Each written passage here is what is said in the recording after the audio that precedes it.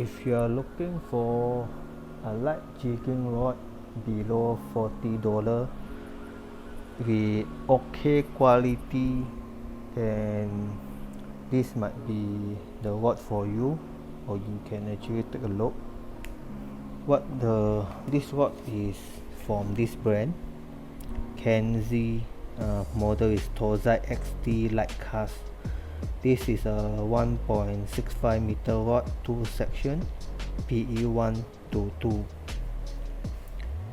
So basically this is what you get, a rod bag and the rod. Let's start with the what do you call this, the handle section. Okay, this is the handle section. This is what you get. EVA form, quite hard.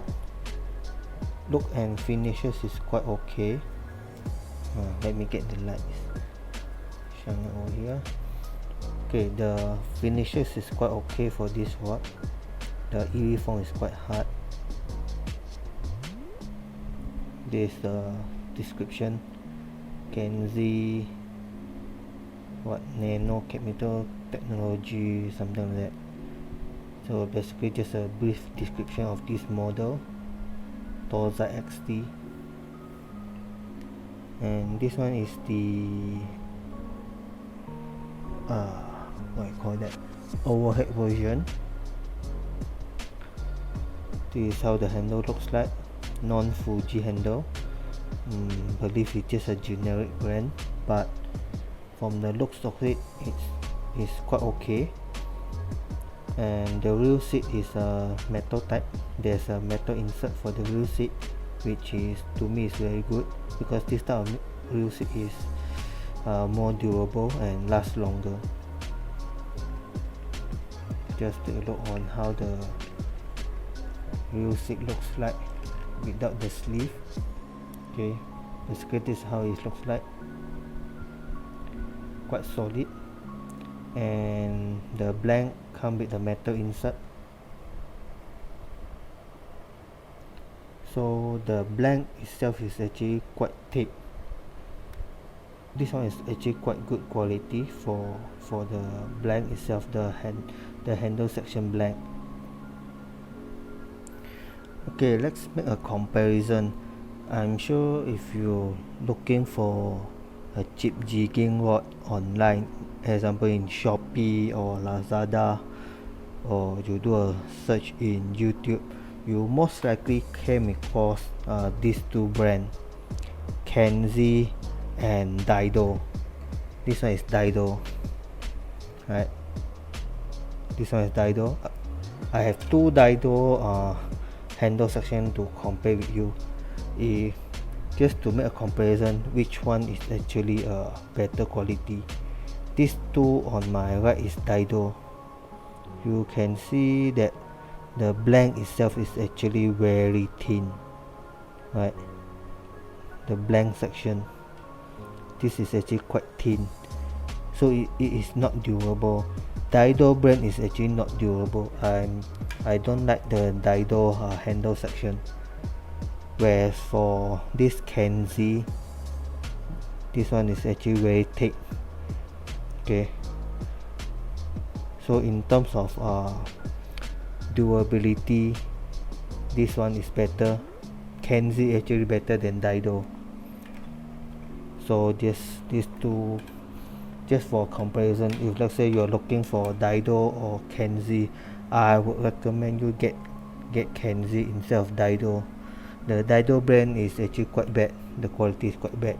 This one is the Daido one, just to make a comparison. If let's say you are deciding which brand to go for. Then this is how the real seat looks like. This is the screw section, quite okay, no complaint on this one, no complaint on this one.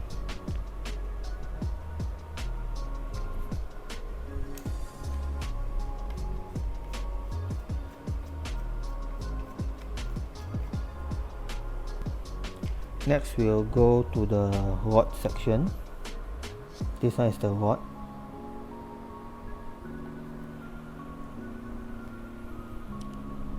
This is the rod section with the marking PE 1.2. Okay, these are Fuji guides. To me, this guide is actually quite okay. Stainless steel Fuji guide. I believe this one is the normal Alconite ring. This is not a SIC ring. Most likely it's Alconite ring. Yeah. That's how the ring guide looks like. There you go. Okay, this one is a spiral guide design. Later I'll show you. Total have 9 line guides. So each line guide is actually quite good. There are no problem whatsoever with line guide. This is how it looks like. Each line guide, the build quality is actually quite okay. I have no complaint on the build quality. As you can see, all the line guide is actually in a good shape. All this in a good shape. So overall, quite okay with the build quality. Okay, let me show you example. If you are getting another brand, example Daido. Okay, I'm just showing an example between KENZI and Daido, since I have these two brands and the price is also around $40+ for these two brands. Look at the build quality. This one is Daido. You see the difference? The line guide is actually misaligned. This line guide and this line guide is not in a straight direction. So this is the kind of crappy quality you get. So I'm not really a big fan of Daido for their product quality. It just sucks. Whereas for this one, it's actually very good. For KENZI, it's actually very good. The build quality for $40 rod is actually quite good. I have no complaint for $40 rod. No, this is how it looks like.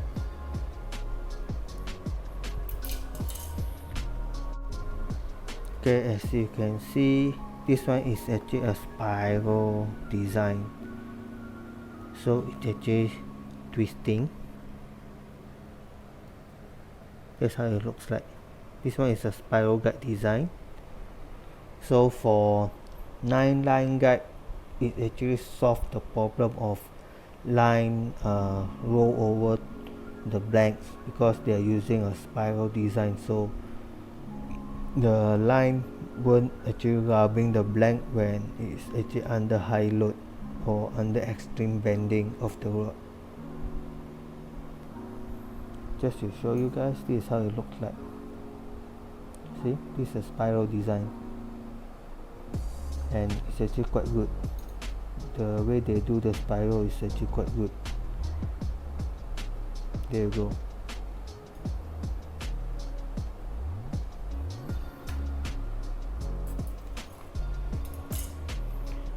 I think this is just a short review of this rod. If you like it, maybe you can give a try. Just for $33 you're getting this rod, which in my opinion is quite worth the money. Final view of how this rod is assembled. This is how it looks like.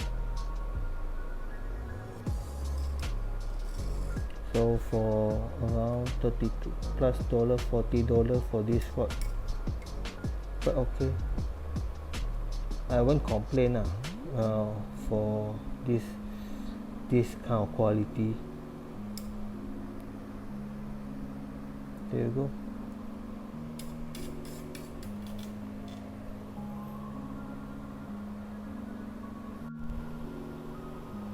Okay, next I will do a load test on, not a load test, basically just to test what is the ideal weight of jig that this rod can handle, because this rod doesn't have the specification on what is the weighted or what is the recommended jig weight for this rod. Later I'll do a test.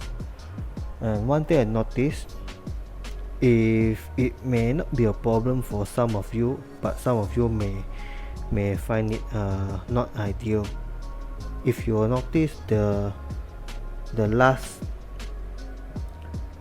4 line guide, this one, the last 4 or to the 5th line guide, they are actually it's the same diameter.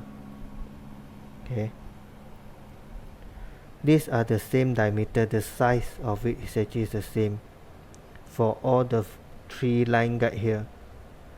So to me it's okay, because they use a spiral design, so when they're using a spiral design, the line will be actually supported at the below of the line of the below of the blank of the rod blank. So to me it's okay. But if for conventional overhead where the line guide sit at the top of the blank, then this will not be ideal, because usually for conventional overhead design, the line guide diameter will actually getting smaller. Example, this one is this size, the next one will be getting smaller, next one will be smaller and smaller and smaller. But since this one is a spiral design, as you can see, this is actually a spiral design, so somewhere in the middle here, middle section, they already rotate the line guide towards the bottom. So this one might not be an issue. To me, it's not an issue where they use the same diameter, the line guide is of the same size.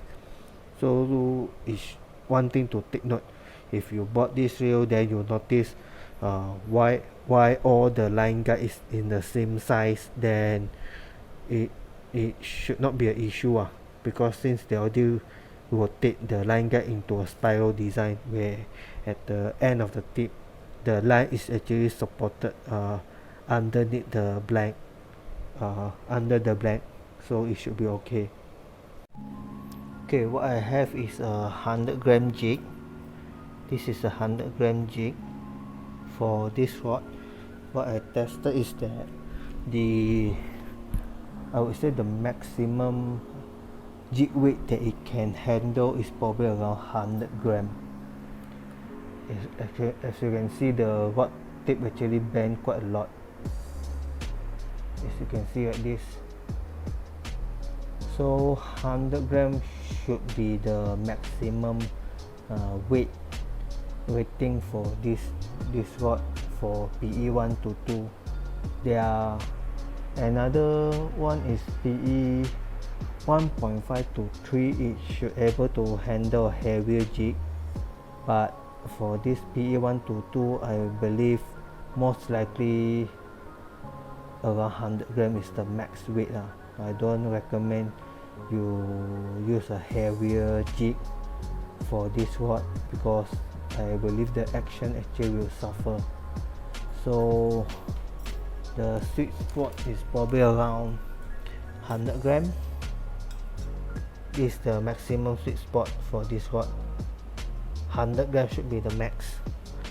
And that's all for this rod. Nothing much to say about it. What I can say is